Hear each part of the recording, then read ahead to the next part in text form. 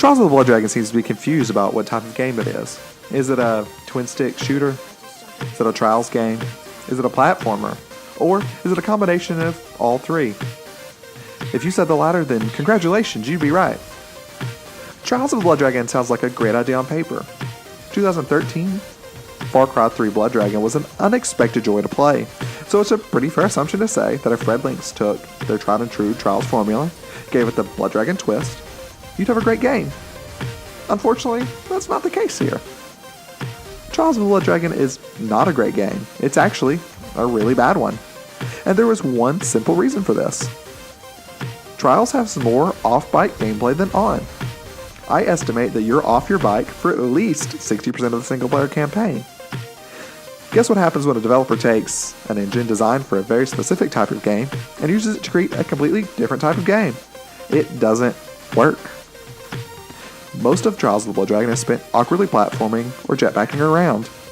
The platforming here is floaty and very imprecise. This is compounded by the fact the game also gives you a gun and expects you to platform around while using really weird and unintuitive twin-stick shooting controls to dispatch enemies, all of whom can kill you in one hit. The absolute worst levels in Trials of the Blood Dragon come in the form of the jetpack missions.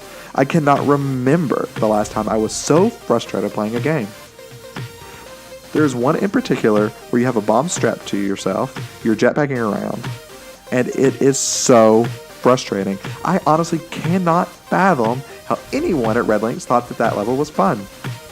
I almost spiked my controller multiple times.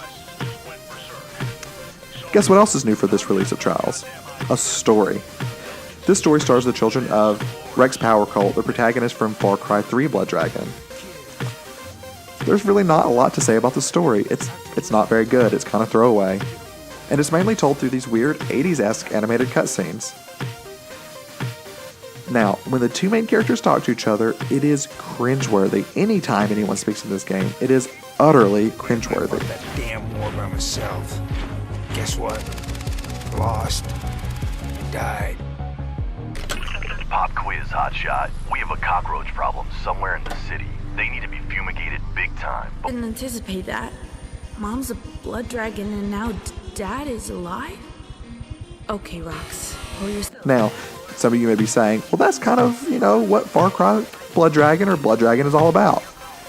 To an extent. I really don't think they were trying to go as far as they did, though. So, what about the good stuff here, though?